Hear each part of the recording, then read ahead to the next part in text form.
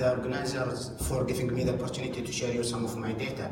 But before I go and share you the data, I don't know how I'm going to do that, since I was put after Professor Ninhans, and I blame Stephen for that. I don't know whether I can perform well after you or not. And the other issue was we were up until late last night, and again I blame you for that. So the title, yeah, it's true. So the title of my talk this morning is Multidrug resistant Mycobacterium tuberculosis strain in Saudi Arabia, reality, myth, and worldwide impact. As a little introduction, I summarized a considerable number of studies published before my study, showing that Saudi Arabia suffering from high drug resistance rate. And some of these studies also reported as much as 44% of multi-drug resistance circulating in the community. Other studies showed variation of drug-resistant TB level within different cities. For instance, in Riyadh, the literature showed little or less drug resistance level than, for instance, in hotspot region Mecca and Medina, the two holy cities in the country. And there is no doubt there is a huge influence and impact on the diversity of Mycobacterium tuberculosis genotypes, as we are the host of the two holy mosques, and we are the target of millions and millions of Muslims coming together for Islamic rituals, and also we are the target for like not less than 10 million expatriates coming for work purposes. With that little introduction in hand, I wanted to know whether really we do have high drug resistance level in the country or not, and then I wanted to gain insight into the transmission dynamic of Mycobacterium resistant in Saudi Arabia. And this is my first study I conducted across the nation, and with the following criteria. It was the first and last of its type. It was prospective. All centers where culture is performed involved, and also my study was under the supervision of WHO through their office in Cairo, the supranational lab. Carried out under one roof in my lab, and in that year we collected 2,235 isolates, and out of that 2,235 isolates, a total of 1,900 recruited into the study. And if you ask me where is the difference, I would say either they were NTMs isolates or contaminated isolates. And this is the summary of 2 years' work, and you can see when it comes to any drug resistance, this is among a newly treated or a newly diagnosed patient. I will not, definitely. A newly treated patient, you can see the average is like about 16%, but among previously treated patients, it's about 63%. When it comes to multidrug resistance, again, among newly treated patients, it's 12%, while among previously treated patients, it's 32%. And this is the average of the two categories here, 23, and drug resistance, 15 for monoresistance. However, when it comes to multi-drug resistance TB in Saudi Arabia, you can see yourself here, it's less than 2% among newly treated patients, and it's about 16% among previously treated patients. And the average, which is the most important item here in this slide, is it's about 4%. And when it comes to polydrug resistance, again, very low among newly treated patients, and a little bit high among previously treated patients, and that the average is 4.4. We published this data, and we came to conclusion. We published it under this title, Epidemiology of anti-tuberculosis drug resistance in Saudi Arabia, findings of the first national survey. We published it in this journal, and the conclusion of 2 years' work is that the country, Saudi Arabia, is not suffering from high drug resistance level of TB as it was reported in literatures before this study. Then, this is my first reality. Saudi Arabia is not suffering from high drug resistance. If it is not suffering from high drug resistance, what makes it difficult to control TB in Saudi Arabia? This is again several studies I collected through the years. We collected more than 4,000 isolates, and we did genotype using sporotyping and neurotyping techniques. And you can see here, this is different cities of the country where the culture is performed. We collected all the isolates from all over the country. And these cities across the country representing the whole region. For instance, Riyadh is the central, Jizan is the south, bordering Jizan, Asir, and Abha, bordering Yemen, while Mecca and Medina, here I was born and raised.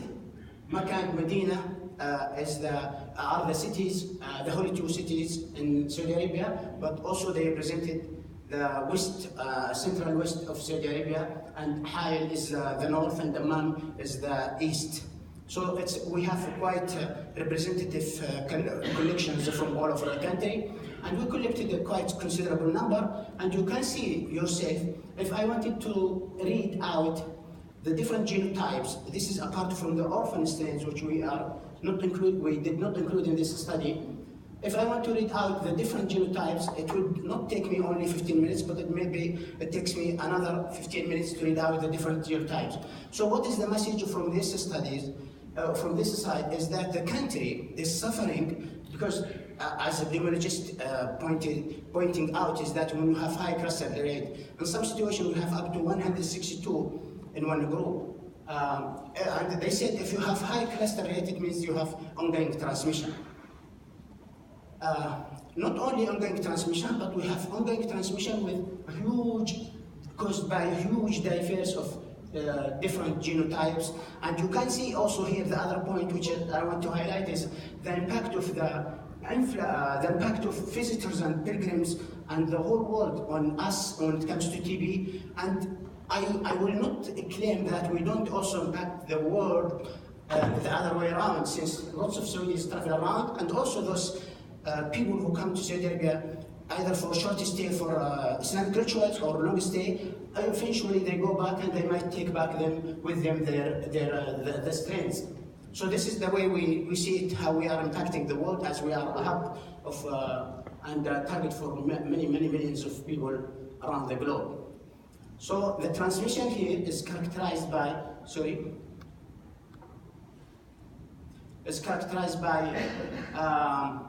many clusters, and also we have notorious strains like Beijing and Latin American Mediterranean strains, and many orphan strains, as I mentioned. And this, I'm glad Stefan and Matthias are here. If I go wrong, they can correct me, because this they did this sequencing and they produced these two slides for me, this one and the coming one. So if I didn't do well, please take over and you can explain. But what I wanted to say here is that this is, we implemented the whole genome sequencing, and we recruited 271 isolates in this study. 200 are susceptible strains, and 71 isolates are MDR strains. What I wanted, again, this is emphasized and shows you that within these 200, small collection, 271, we could genotype 14 different lineages, and again, they are all from outside of the country. When you look from a closer point to see whether you have ongoing transmission caused by MDR, of course you can see among those 71, they fall in a cluster, 14 clusters, and ranging from 2 to 6 strains. So I concluded from this study when we analyzed it from closer point, we says the ongoing transmission is not as the physician claim that patient get MDR then transmitted to another patient and so on and so forth. No, we are suffering from ongoing transmission, primary drug resistance.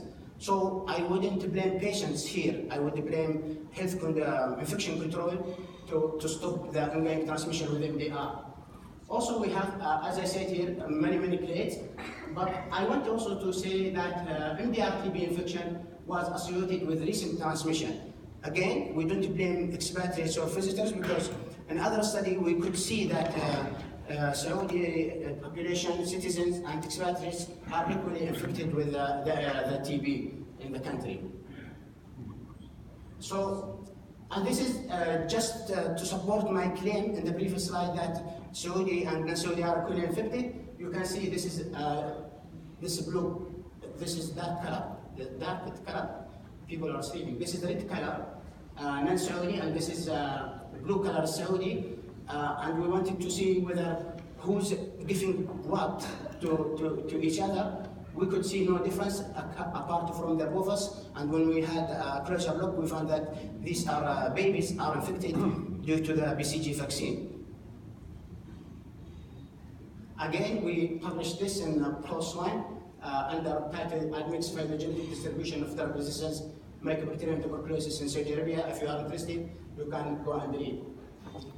I told you that we have ongoing transmission with a character of admix, but we also have another character of this ongoing transmission, and this is not among the people themselves from one person to another, but within the individuals themselves. This is representing 32 cases, and you can see this is I love this slide.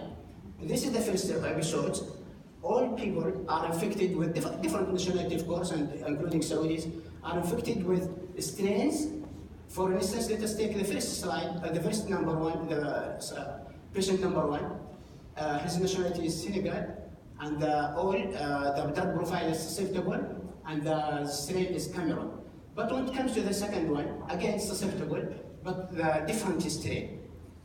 But you can see also here, you can see that patients are infected with drug resistance to the whole first line and the second episode with different genotypes.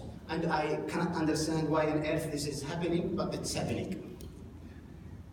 Again, we published this in tuberculosis under the title of indigenous reactivation followed by exogenous reinfection with the drug resistant strains, a new challenge to control TB in Saudi Arabia. My conclusion, since you came here, I felt nervous and I moved fast.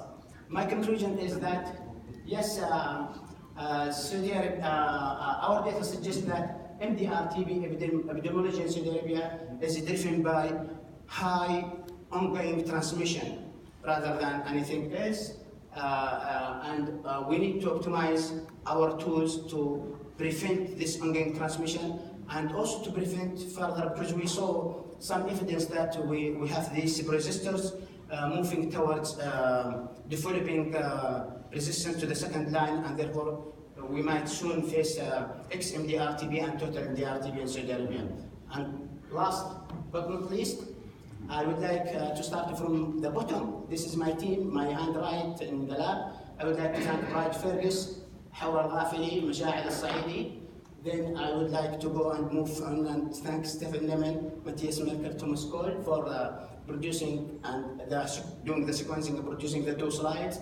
And last but not least, I would like to thank my superiors, Dr. Sideri, who is the head of our research center, and Dr. Sam Bendail, who is his handwriter, who helped me a lot through my career in the research center. Last but not least, I would like to thank you for your attention.